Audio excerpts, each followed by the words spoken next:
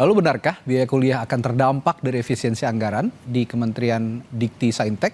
Untuk membahasnya lebih lanjut, saat ini malam hari ini sudah bersama kami di studio Wakil Menteri Pendidikan Tinggi Sains dan Teknologi, Ibu Stella Christy. Selamat malam, Bu. Selamat malam, Mas Radi. Masih semangat nih meskipun diefisienkan, dipotong anggarannya masih semangat? Tentu saja, karena efisiensi itu membuat kita semangat. Justru lebih semangat. Karena kalau sesuatu yang efisien itu akan berjalan dengan baik. Saya sangat mendukung efisiensi. Visinya baik, tapi sekarang ya kita tidak bisa mengesampingkan ada masyarakat yang khawatir gitu ya. Tentu saja. Tentu saja ada yang khawatir. Ya, kita tahu sekarang belakangan ada unjuk rasa dari teman-teman mahasiswa. Tapi yang langsung saja to the point, Bu. Kalau saya tanya, sebenarnya memang ada dampak atau enggak sih sama UKT? Karena kekhawatiran teman-teman mahasiswa ini katanya, wah efisiensi anggaran, jangan-jangan UKT kena juga nih gitu. Iya, untuk efisiensi anggaran ini tidak boleh ada dampak terhadap UKT. Okay. Jadi juga perlu diketahui ya bahwa pertama-tama segala sesuatu angka yang sedang diefisiensikan ini adalah terutama sekali untuk efisiensi yang bersifat seremonial. Jadi seperti alat tulis kantor, perjalanan dinas, seremonial yang lain, rapat-rapat yang di luar. Jadi ini kalau ini kita bisa efisiensikan, namanya juga efisiensi bukan pemotongan. Jadi ada efisiensi dari satu hal yang sifatnya seremonial itu akan bisa digunakan untuk hal-hal yang bisa mempunyai dampak yang memang kinerjanya sudah tinggi sampai saat ini. Jadi sehingga yang kita lakukan memang adalah efisiensi. Jadi bukan pemotongan atau bukan untuk meningkatkan UKT yang akan berdampak buruk terhadap masyarakat kita. Dan juga mungkin yang perlu diketahui, Mas Radi, bahwa tidak semudah itu di perguruan tinggi negeri itu bisa mengubah UKT, bukan keputusan dari masing-masing universitas. Ada peraturan Menteri Permen 2 tahun 2024 yang mengatur langit-langit UKT sehingga itu tidak bisa diubah langsung saja diubah seperti itu. Jadi intinya barriernya itu ada di Permen itu ya. Betul. Ada di situ sehingga perguruan tinggi juga tidak bisa seenaknya untuk menaikkan. Tidak bisa langsung, harus ada berdiskusi dengan kami dan juga ada langit-langitnya dan ini dihitung dari biaya kuliah tunggal. Tentu yang Anda maksud tadi, Bu Wamen, bahwa pemotongan anggaran itu lebih ke seremonial, APK. Itu yang dimaksud oleh Pak Menteri di pembahasan pada Komisi 10, pemotongan anggaran operasional. Apakah termasuk itu? Ya, operasional yang sifatnya seremonial. Alat tulis kantor itu kan termasuk ke seremonial. Tapi ya mungkin dulu bolpennya harganya sekian, ya sekarang tidak usah sekian, begitu kan? Termasuk kita kalau pergi ke luar negeri, saya pun bukan ke luar negeri. Kalau pergi jalanan dinas sebenarnya sebelum efisiensi ini, sebelum keluar Inpres, kalau saya setiap kali di dalam negeri selalu pakai ekonomi. Semuanya. Iya. Jadi dari dari kementerian sendiri sudah ada instruksi sebenarnya untuk di Kementerian Dikti sendiri ya. Di internal sudah ada instruksi berarti ke bawah termasuk ke perguruan tinggi ya. Ayo lo hemat gitu, jangan jalan-jalan atau menggunakan perjalanan dinas yang terlalu mahal begitu kira-kira ya. Ya, karena begini, anggaran itu selalu terbataskan dan kita ingin menggunakan anggaran itu sebaik-baiknya untuk kepentingan rakyat, untuk kepentingan masyarakat kita. Nah, jadi secara birokrasi harus kita jalankan efisiensi ini sehingga kinerja kita menjadi lebih baik. Saya berikan satu contoh lagi, ini sebelum keluar Inpres, sebelum ada efisiensi di kementerian kami, di Kemendikti-Saintek, itu setiap kali meeting tidak ada snack. Hanya air putih, air putihnya pun pakai gelas. Jadi kita nggak ada snack lagi, Mas, setiap kali meeting. Begini, Bu. Ya. Kalau saya dengar di rapat Komisi 10 kemarin dengan Menteri, anggaran yang dipotong kan cukup besar ya, 6 sekian triliun menjadi 3 sekian triliun gitu. Tapi apakah memang anggaran seremonial sebesar itu 3 triliun misalnya? Apakah memang sebesar itu dan seperti yang Anda jelaskan ATK, snack dan segala macam, apa memang sebelum-sebelumnya memakan anggaran sebesar itu? Ya, bisa. Bisa sampai sebegitu? Bisa lebih dari itu, Mas. Ya, luar biasa bisa. Sekali. Karena perjalanan dinas dan lainnya bisa memakan. Apalagi ini kita berbicara seluruh Indonesia ya, bukan hanya di Jakarta saja kan. Betul. Ini tapi saat itu Menteri Anda waktu itu menyebut bahwa ini uang kuliah bisa naik karena ada efisiensi anggaran. Nah, ini juga sepertinya agak kontradiktif dengan pembicaraan kita malam hari ini. Apa yang bisa Anda jelaskan, Bu, kira-kira soal itu? Waktu itu kan Pak Menteri sedang membuat bisa ya. Jadi ada itu mungkin. masih kemungkinan. Betul. Jadi kalau efisiensi anggaran ini kita menggunakan sistem yang namanya rekonstruksi. Jadi ada angka, bagaimana angka ini bisa dicapai dan merekonstruksi dampak-dampak yang bisa terjadi. Tetapi pada tentu yang tujuannya dari efisiensi anggaran itu kan bukan itu. Sehingga waktu itu juga disampaikan terutama sekali bagaimana supaya tidak terjadi dampak-dampak seperti itu. Sehingga itulah yang dikatakan oleh Pak Menteri. Supaya tidak terjadi. Ya. Informasi atau update terbarunya soal efisiensi anggaran ini seperti apa? Apakah Anda bisa jelaskan juga mungkin ya? Apakah ini yang terkena pos-pos tertentu seperti misalnya, saya juga tidak tahu, Anda bisa jelaskan nanti.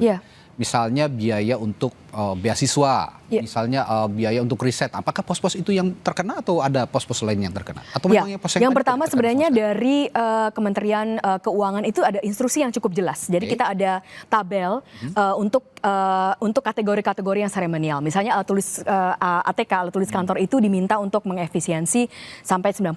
Dan saya rasa ini memang suatu efisiensi yang baik ya. Perjalanan dinas sekitar 45 sampai 50%-an dan acara dan seremonial yang lain.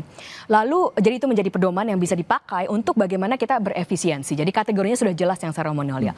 Dan saya ingin menekankan bahwa beasiswa sama sekali tidak dipotong.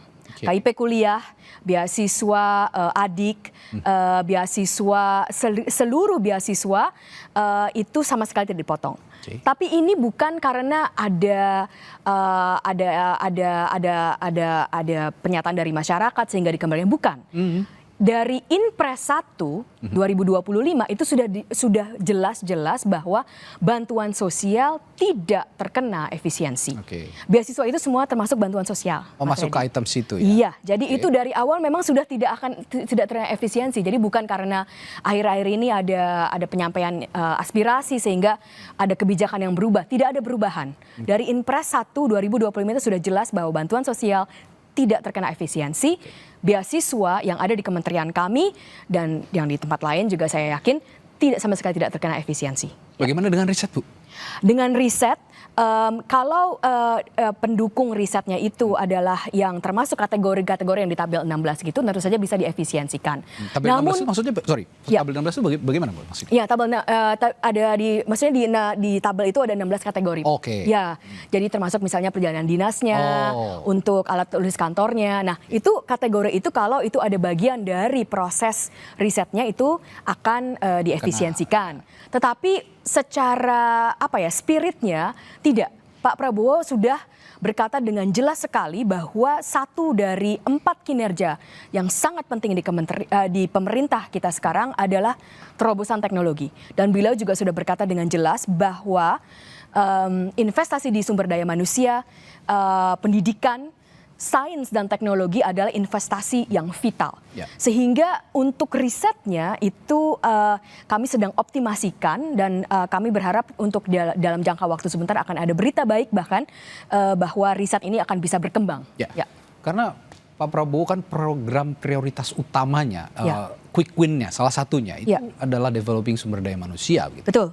Kalau Pak Jokowi terkenal dengan infrastrukturnya. Kalau Pak Prabowo ini memang punya visi yang maju soal itu tadi yang saya bilang, developing sumber daya manusia. Sehingga saya masyarakat, kekhawatiran masyarakat juga sebenarnya kan agak make sense juga begitu ketika pendidikan, riset, beasiswa segala macam terkena. Jadi malam hari ini ditegaskan ya, Bu, tidak ada yang terkena dan ini ada jaminan dari Kementerian Dikti sehingga apa yang ingin disampaikan juga untuk masyarakat supaya mereka juga tenang begitu dengan untuk beasiswa sama sekali tidak terkena potongan.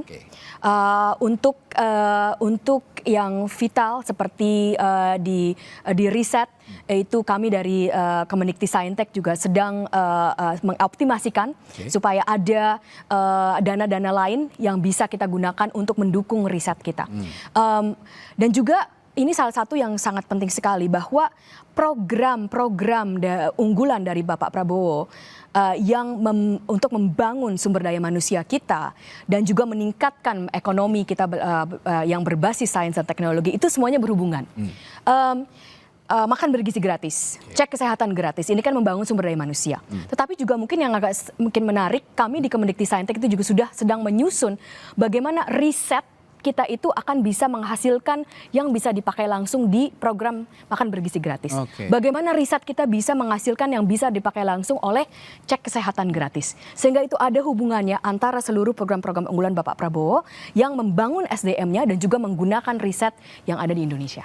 Ya. Dengan adanya reaksi dari teman-teman mahasiswa belakangan ini, Bu, sebenarnya Anda sebagai orang yang juga ada di pemerintahan, bagaimana seharusnya menyikapi protes-protes seperti ini? Karena memang faktanya kalau kata Ibu tadi kan tidak ada dampak sebenarnya untuk UKT. Iya, yang pertama saya ingin meyakinkan bahwa kebijakan-kebijakan dari Bapak Presiden Prabowo, dari pemerintahan Pak Prabowo Gibran itu sangat berpihak kepada masyarakat, sangat berpihak kepada negara ini. Kita bisa lihat secara jelas ya, makan bergizi gratis itu untuk memberikan kesehatan, untuk memberikan gizi yang adalah fundamental. Kita tidak bisa mempunyai belajar pendidikan tanpa gizi yang cukup sebelumnya. Sesuatu harus dibangun dari dasarnya. Cek kesehatan gratis ini untuk seluruh masyarakat Indonesia dari awal sampai akhir.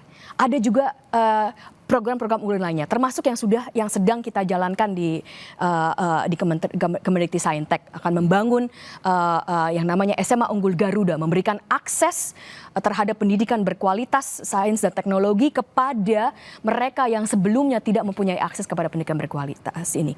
Nah, tetapi kita juga bisa mengerti kenapa jika adanya terjadi penunjukan penyampaian aspirasi-aspirasi yang terjadi kemarin dan masih sampai saat ini, itu kita juga harus bercermin dan melihat bahwa ternyata komunikasi harus kita perbaiki.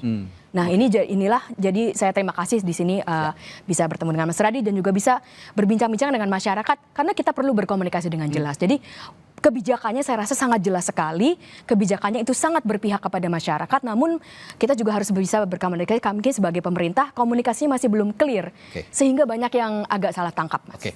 Taruh begini Bu, kalau semisal ini kita kan malam hari ini menegaskan bahwa UKT tidak terpengaruh dengan efisiensi anggaran. Ketika terjadi nanti di kemudian hari ada aksi protes atau aksi unjuk rasa dengan membawa bukti bahwa wah ternyata UKT-nya naik nih di perguruan tinggi tertentu, tentu Kementerian Ibu juga akan bertindak langsung atau bagaimana? Kita tentu saja akan mengkaji ya di perguruan tinggi negeri ya, di perguruan tinggi negeri karena di perguruan tinggi swasta itu tidak bisa kami atur. Tapi di perguruan tinggi negeri segala sesuatu perubahan itu akan kami bicarakan bersama sehingga harapannya itu adalah tidak boleh naik UKT dan juga efisiensi ini tidak berdampak terhadap UKT. Tapi kita efisiensikan bersama. Jadi selalu kita bicarakan, selalu kita lihat kepentingannya untuk kepentingan masyarakat. Tapi ini tidak menurunkan juga standar kualitas pendidikan tinggi kita ya Bu ya. Artinya efisiensi anggaran jangan sampai juga ya ini kan bagian dari pelayanan publik juga memberikan pendidikan tinggi kepada mahasiswa. Tentu saja. Tadi kan saya sudah bilang bahwa kami sedang mengoptimasi dan juga mengusahakan memperjuangkan bahwa dana riset mudah-mudahan akan juga bisa berkelanjutan dan mudah-mudahan bahkan bisa diperbaiki. Nah, di perguruan tinggi itulah riset itu di perguruan tinggi. Dan pendidikan tinggi itu datangnya dari juga riset. Jadi kalau kita mempunyai riset yang mumpuni di perguruan tinggi, kualitas pendidikan tinggi kita akan meningkat. Kalau Mas Radi bisa lihat, kenapa ranking-ranking perguruan tinggi yang sangat unggul di dunia itu mengapa? Itu karena risetnya. Kenapa riset itu sangat berdampak pada pengajaran? Karena kalau kita sebagai ilmuwan itu mempunyai riset yang paling mumpuni, kita juga akan mengajarkan kepada mahasiswa kita sains atau di ilmu apapun yang paling mumpuni, yang paling frontier. Itulah yang sangat menjadi penting sekali. Jadi ada dana-dana lain. Jadi pendidikan tinggi itu bukan satu arah hanya mengajar di kelas, tapi risetnya, kegiatan yang dilakukan itu semuanya adalah suatu kesatuan. There's so many way to innovate gitu. Betul. Dari ekosistem untuk meningkatkan ekosistem di perguruan tinggi adalah termasuk dan juga penting sekali ekosistem riset, ekosistem sains dan teknologinya. Jadi malam hari ini kita bisa tegaskan, tadi Ibu Stella juga sudah menegaskan bahwa any kind of scholarship, semua beasiswa termasuk tenaga pendidik juga ya, termasuk beasiswa dosen juga tidak akan. Beasiswa dosen sama sekali tidak dipotong, yang namanya adalah BPI, beasiswa KIPK sama sekali tidak dipotong dan mungkin mungkin ADK juga ya? adik itu semua tidak dipotong. Semua beasiswa tidak ada dipotong dan mungkin masyarakat tidak pernah mendengar ini ya angkanya. Itu angkanya luar biasa besar. Oke. Beasiswa KIP kuliah saja itu 14,698 triliun rupiah tahun ini. Oke. Pemerintah itu akan keluarkan untuk memberikan kesempatan bagi para adik-adik kita, mahasiswa kita yang dari latar belakang ekonomi menengah dari ekonomi bawah untuk bisa mendapatkan kesempatan berkuliah. Ya. Tanpa bermaksud untuk mengompar pernyataan Pak Menteri kemarin, artinya yang kemarin dibicarakan di DPR itu ya belum final begitu ya? Betul, itu adalah proses rekonstruksi, Mas. Okay. Jadi proses rekonstruksi, biasanya kan kalau kita rekonstruksi itu kan ada mungkin bisa seperti ini, mungkin bisa seperti itu, tetapi sebenarnya dari awal pun sudah sangat kita tahu bahwa ya, tidak ada terhadap beasiswa itu tidak ada sama sekali. Tapi yang lain sedang direkonstruksi, tetapi kami sama sekali tidak menginginkan itu. Satu lagi Bu, tenaga pendidik gimana di Kementerian, di institusi pendidikan tinggi? Ya. Nasib mereka akan terkena juga untuk efisiensi ini? Oh tidak. Karena ini juga kembali ke Inpres. Okay. Inpres 1 ada itu jelas di bawah gaji ASN sama sekali tidak terkena. Jadi tenaga pendidik di perguruan tinggi negeri adalah ASN tidak terkena sama sekali, Mas. Kecuali honorer kali Bu ya? Kecuali kalau honorer kali ya? Kalau honorer itu itu kan kerja paruh saya waktu rasa sih harusnya itu lain lagi ya. Tapi kalau ASN sama sekali tidak terkena. Ya, honorer itu juga kan diatur oleh institusi masing-masing. Institusi masing-masing. Ya. Baik. Ya.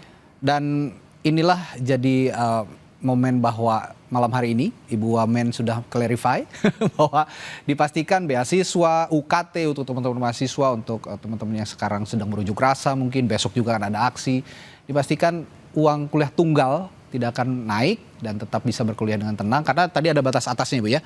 Jadi tidak akan sebisa mungkin langsung naik gitu. Ada mekanisme-mekanisme. Ada mekanisme ya. Sementara ini kita tidak menggunakan efisiensi untuk menaikkan UKT dan semuanya itu selalu kita bicarakan dengan mekanisme yang ada. Baik. Ya. Terima kasih sekali Ibu Wamen. Ibu Stella Christy telah berbagi informasi malam ini. Semoga ini juga menjelaskan semua kepada teman-teman mahasiswa dan masyarakat secara umum bahwa pendidikan tinggi sangat penting, sains sangat penting, riset sangat penting. Ini menjadi fondasi misinya pemerintahnya Pak Prabowo. Betul. Akan developing sumber daya manusia. Terima kasih Bu. Terima kasih. Atas waktunya, sehat selalu ya Bu. Terima kasih. Selamat malam. Baik.